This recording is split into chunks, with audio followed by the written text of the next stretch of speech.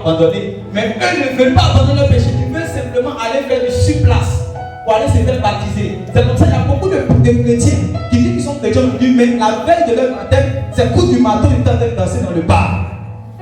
Maintenant, comme dans l'église, on veut augmenter les chiffres des membres, on a même le pasteur qui t'a attrapé la nuit, qui était en train de danser au coup du marteau.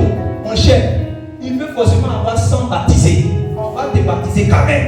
Mais Jean-Baptiste dit, toi ne te baptiseras pas. Amen. Il a dit Amen. On dit Jean-Baptiste est la voix qui crie dans le désert. Et la voix qui crie dans le désert disait quoi? Préparez quoi? Le chemin du Seigneur. Donc, c'est Jean-Baptiste en réalité qui avait montré la connaissance du salut aux Juifs. Vous comprenez? C'est Jean-Baptiste qui avait montré la connaissance du salut aux Juifs. Donc, à partir de ce moment, vous comprenez qu'en réalité, avant de voir Jésus, tu dois voir Jean-Baptiste. Et pourquoi tu dois voir Jean-Baptiste avant de voir Jésus? Parce qu'en réalité, Jean-Baptiste doit préparer ton cœur à voir Jésus. Et regardez, quand Jésus même lui-même commence à venir, avant que Jésus ne vienne, Jean-Baptiste a commencé à prêcher quel message? D'accord? La repentance. C'est-à-dire quoi? Parce que ce n'est pas un thème technique, c'est quelque chose de pratique. Amen. C'est-à-dire quoi? Donc on doit changer sa voix avant de voir Jésus. Vous dites ça, mais vous n'êtes pas sûr. Parce que quand vous prêchez, vous dites que viens comme tu es, viens à l'église, tu es déjà enfant de Dieu. Moi, c'est ce que vous dites. Oh, Jean-Baptiste dit que avant de voir Jésus, il y a un travail qui doit se faire. Amen. Il va donner la connaissance du salut. C'est là il dit, mais attends, quand il dit qui vous a appris là, lisez la verset 2, il dit qui vous a enseigné que c'est de cette manière qu'on peut échapper à l'enfer. Pour échapper à l'enfer, il faut produire des fruits dignes de la repentance. Amen. C'est pour ça même quand Jésus lui-même il est venu là, quand il envoie ses apôtres pour aller prêcher, le message qu'il les envoie prêcher, c'est la repentance. Quand vous allez au dehors pour aller prêcher Jésus-Christ de Nazareth, c'est pas pour aller faire son atalakou. Il a dit Amen. Amen. Qui vous a dit que c'est un politicien qu'on a besoin de faire atalakou? En réalité, Esaïe a dit les voix de Dieu ne sont pas les voix des hommes, les pensées de Dieu ne sont pas les pensées de l'homme. Donc, pour que l'homme et Dieu puissent être en communion, il faut que l'homme revienne, il faut que l'homme change ses pensées et ses voix pour revenir à Dieu. Amen. Et les deux vont devenir un. C'est comme ça. Amen. Amen. C'est comme ça. C'est pour ça que Jésus lisait ce passage dans Luc chapitre 24 à partir du verset 47. Il te fait à la coupe de Jésus. C'est pas mon c'est bon. Mais il y a quelque chose que tu dois ajouter dans ce message. Il leur dit, ainsi il est écrit que le Christ souffrirait et qu'il ressusciterait des morts le troisième jour. Oui, verset 47. Et que la repentance et le pardon des péchés seraient prêchés en son nom à toutes les nations, à commencer par Jérusalem. Qu'est-ce qu'il veut prêcher à son nom? La repentance et le pardon des péchés. On a combien de choses? Deux choses. La repentance et le pardon des péchés en son nom. Quand il va au dehors, il crie son nom, il fait son appel à la cour du matin jusqu'au soir. Jésus est né, Jésus a souffert, Jésus a fait tout ça, c'est bon. Jésus dit que le message là soit véritablement l'évangile qu'on appelle la bonne nouvelle. Il faut que tu puisses prêcher la repentance et le pardon des péchés en son nom. Je vais vous expliquer. C'est quand Jésus est parti à la croix, quelle était la dernière parole qu'il a dit? Tout est. C'est quoi qu'il a accompli? Il a payé pour nos péchés, pour que tout le monde soit justifié. Donc Jésus a fini de faire le travail. Même pour la personne qui est en train de se prostituer à côté, Jésus a fini de faire le travail. Il ne va pas encore revenir, il a fini de faire, n'est-ce pas? Mais pourquoi les gens ne sont pas encore justifiés? Pourquoi il y a d'autres qui sont justifiés et d'autres ne sont pas encore justifiés? Pourtant Jésus a dit tout est accompli. Il y a une clé. Il y a quelque chose réellement qui doit activer ta justification. Il y a quelque chose qui doit activer réellement le nettoyage de tes péchés. Il y a quelque chose qui doit activer ton salut. C'est quoi? C'est quoi? La repentance. La différence entre d'entre vous qui êtes sauvés aujourd'hui, mais ceux qui ne sont pas sauvés, ce n'est pas parce que le sang de Jésus est déjà versé même pour eux. Il n'y a pas un homme sur la terre qui a une âme laquelle Jésus-Christ n'a pas versé son sang, il n'y en a pas. Même si la personne est, c'est-à-dire la pire pécheur réellement, le pire pécheur de l'humanité, même si la personne a 666 sur son front ici, a fait des tatouages partout sur ça, 19 avortements, Jésus-Christ a déjà versé son sang pour la personne. Amen. Parce qu'il a dit qu'il n'est pas venu pour ceux qui se portent bien, il est venu pour ceux qui sont malades. Même moi qui tenais le tiens du coup aujourd'hui, j'étais malade. Et c'est quand j'ai reconnu ma maladie que je suis passé de la maladie au rétablissement. Amen. Alléluia. Donc la différence entre vous qui êtes sauvés aujourd'hui et ceux qui ne sont pas sauvés, c'est parce qu'à un certain moment, quand vous avez entendu l'évangile, vous avez été convaincus de péché et vous avez fait comme ceux qui sont descendus dans l'eau du Jourdain en confessant vos péchés, vous êtes repentis. C'est ça qui a activé la justification, le sang de Jésus dans votre vie.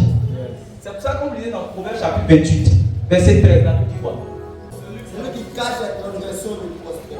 Celui qui cache cette transgression ne prospère point. C'est pour ça, ceux qui venaient dans le matin des gens, il y avait les voleurs dedans. Il y avait les usurpateurs dedans. Il y avait beaucoup de personnes de mauvaise vie. Mais ils voulaient cacher leur péché, mais en même temps se faire baptiser. Et la Bible dit que ceux qui font ça, ils ne vont pas quoi? Prospérer. C'est-à-dire que ce que Dieu veut faire dans leur vie là ne va pas s'accomplir. Même Dieu même ne pourra rien faire dans leur vie. Il y a avec ça. Amen. La Bible dit que Dieu résiste aux orgueilleux. Un homme qui est orgueilleux, même Dieu ne peut rien faire dans sa vie. Tu prêches à un homme qui doit changer de vie, doit arrêter le boutage. Il dit non, on doit payer la dette coloniale. Dieu ne fait pas pour lui. Pourtant, son ami, quand tu lui dis que arrête le boutage, il reconnaît que c'est mauvais, que c'est bon, il se répand et il est justifié. C'est comme ça qu'il y avait deux brigand à côté de Jésus. Il y a un qui a dit, je reconnais que nous là, ce qu'on a fait c'est mauvais. Donc, souviens-toi de moi quand ton heure va venir. L'autre a dit, tu dis que tu es Jésus, tu dis que tu es le Messie. Il faut descendre de la croix et tu vas nous libérer. Vous voyez, il y a un qui s'est humilié, il y a un qui était orgueilleux. Jésus ne pouvait rien faire pour celui qui était orgueilleux, même s'il était le Dieu tout-puissant. Qui a dit Amen. Il ne faut pas bloquer l'intervention de Dieu dans ta vie ce matin. Il ne faut pas t'asseoir dessus. Il ne faut pas écouter le diable. Il ne veut pas que tu puisses réellement abandonner ce que tu dois abandonner ce matin pour être en paix totale avec Jésus de Nazareth. Celui qui cache cette progression ne prospère point. Mais c'est celui qui les avoue et qui les délaisse. Tu finis d'avouer et tu délaisses comme Zachée. Amen. Zachée, c'est pas quand Jésus est rentré dans sa maison. Regardez. Avant que Jésus allait dire le salut est rentré dans ta maison, Zachée t'a dit Dieu, Seigneur. Quand il a dit tout ce que j'ai volé, je vais lui donner 4 fois même ce que j'ai volé. Regardez, c'est quand il a fini de dire ça que Jésus lui dit celui-ci a signé dans ton avant. Le salut même est rentré dans ta maison. Il va vous dire ouvrez bien maintenant les oreilles. Ce que vous appelez la grâce, ça ne vient pas comme ça lorsque tu n'étais pas repenti de tes péchés. C'est pas qu'on appelle ça faveur d'immérité. Mais il faut que tu comprennes bien. Parce que la grâce et la miséricorde, c'est la même chose. Amen. La grâce et la miséricorde, c'est la même chose. Celui à qui on fait miséricorde, c'est celui qui ne mérite pas d'être pardonné, mais on pardonne. Mais on te dit que pour que tu sois pardonné, il faut que tu t'humilies en te repentant de tes péchés. Ça, c'est la condition. Il y a une condition pour devenir enfant de Dieu. Il y a une condition pour devenir ami de Dieu. Une condition pour rentrer dans le paradis. Une condition pour rentrer en alliance avec Jésus-Christ. Et la condition, c'est la repentance et la foi en lui. Mais aujourd'hui, on prêche seulement que la foi en Jésus. Ou on prêche seulement que le nom de Jésus. Mais on ne prêche pas quoi? La repentance. C'est ça qui fait que les gens sont assis dans l'église mais ils n'ont pas encore changé leur manière de... On dit si quelqu'un est en Christ, il a une nouvelle mais quand tu mentais hier, tu continues de mentir aujourd'hui. Tu volais hier, tu continues de mentir, de voler aujourd'hui. Pourquoi? Parce que le fondement, la base, tu as raté. Amen. Il ne faut pas rater la base. Amen. Il ne faut pas que tu sois comme les apôtres à qui on a dit tout le monde est pur, sauf un. L'un de vous est un démon. Je déclare au nom de Jésus que ton oreille ne va pas écouter réellement la voix du diable. Tu n'es pas un démon au nom de Jésus-Christ de Nazareth. Tu ne vas pas vivre et continuer à vivre la vie des démons au nom de Jésus. Tu vivras la vie pour hériter avec les saints au nom de Jésus. Tu dis Amen, cela t'arrive. Alléluia. Amen. L'importance et le pardon des péchés. Donc, celui qui avoue cette transgression et qui les délaisse. Donc, avoue et puis abandonner. C'est à ce moment que tu obtiens pardon. C'est quoi ça, on appelle pardon? C'est pourquoi Jésus était déjà dit la repentance et le pardon des péchés seraient prêchés en mon nom à toutes les nations. Ce vieux message-là est toujours d'actualité. Et c'est ça qui fait entrer les gens qui sont au dehors dans la maison de Dieu. C'est vrai que Dieu ne va pas chasser tous ceux qui viennent à lui. Ça dit qu'une femme qui a fini de faire adultère hier, ou un homme qui a fini de faire hier, s'il est rentré ici, personne ne va le chasser parce que Dieu veut qu'il puisse se repentir. Mais ce n'est pas parce qu'il s'est assis dans l'église avec les saints, il a chanté aux âmes avec nous, que cela veut dire, comme il s'est assis là avec nous, alors il est enfant de Dieu, alors il est reconnu par Dieu. Non, non, ça ne marche pas comme ça. Quand vous lisez l'évangile de Luc, la Bible dit que les gens vont dire à Jésus, Jésus dit, les gens vont lui dire, ça veut dire qu'il voit la fin. Pendant qu'il est là, il dit, les gens vont lui dire, c'est que nous avons mangé avec toi. Tu as enseigné dans nos rues. Mais à la fin, il leur dit, vous venez d'iniquité, je ne vous ai jamais connu. Je prie que cela ne soit pas mon partage. Amen.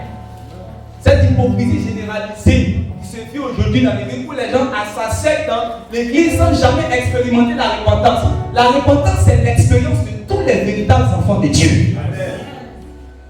Amen. Mais ce n'est pas trop tard. Cette prédication ne vient pas pour te juger. C'est une eau qui vient pour te purifier. Alléluia.